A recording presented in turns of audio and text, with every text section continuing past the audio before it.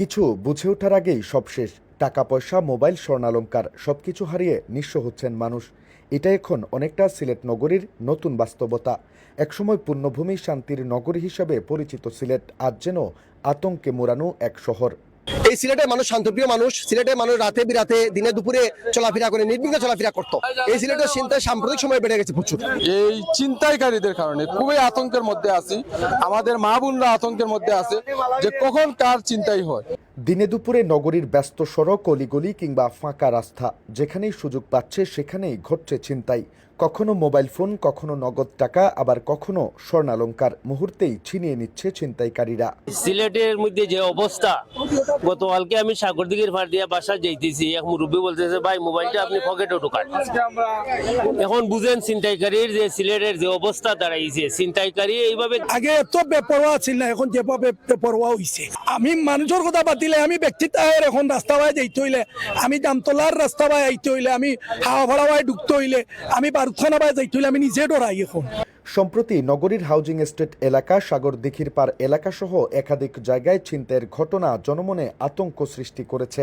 এমন ঘটনার পর সিলেট নগরবাসীর মনে এখন একটাই প্রশ্ন, শান্তির শহর সিলেট কি তবে ছিনতাইকারীদের শহরে পরিণত হচ্ছে? 360 পুণ্যভূমি সিলেট। এই সিলেট হচ্ছে অত্যন্ত শান্তিপূর্ণ সিলেট শহর ছিল, কিন্তু সাম্প্রতিক সময় আমরা দেখতে পাচ্ছি যে সিলেটে চিন্তায় বেড়ে গেছে। দিনে দুপুরে রাত্রে এমন কোনো সময় নেই যখন চিন্তাই হচ্ছে সিলেটে।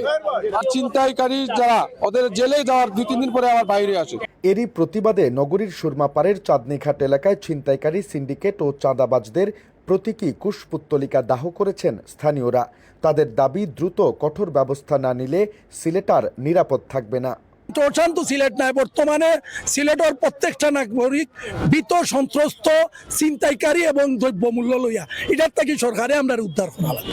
সরকার অপরাধের ক্ষেত্রে জিরো টলারেন্স আইতে হইবা। এদিকে পরিস্থিতি নিয়ন্ত্রণে আনতে চেকপোস্ট, ব্লক রেড ও টহল জোরদার করেছে পুলিশ। বিভিন্ন অভিযানে ছিনতাইকারী চক্রের সদস্যদের গ্রেপ্তারও করা হচ্ছে।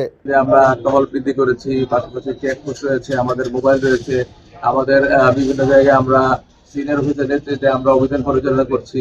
সাদা পোশাকে আমাদের লোকজন রয়েছে। আমরা অপরাধ একেবারেই নির্মূলে একদম শূন্যের কাছাকাছি নিয়ে আসতে পারবো। তবে অভিযোগ রয়েছে, গ্রেপ্তারের কিছুদিন পরই অনেক অপরাধী জামিনে বের হয়ে আবারও জড়িয়ে পড়ছে একই অপরাধে। ছিনতাই আর চাঁদাবাজি হচ্ছে নির্দিষ্ট দলের নেতাদের নাম ভাঙিয়ে। দলীয় নেতাকর্মীদের বিরুদ্ধে অপরাধীদের আশ্রয় প্রশ্রয় দেওয়ার অভিযোগও করছেন তারা। দলের পরিচয় দিয়ে বাদ খেতে হলে ভিক্ষা করো মিয়া, ভিক্ষা করো। তোমার মতো ভিক্ষুক সেই দলের দরকার আছে বলে আমার মনে হয় না।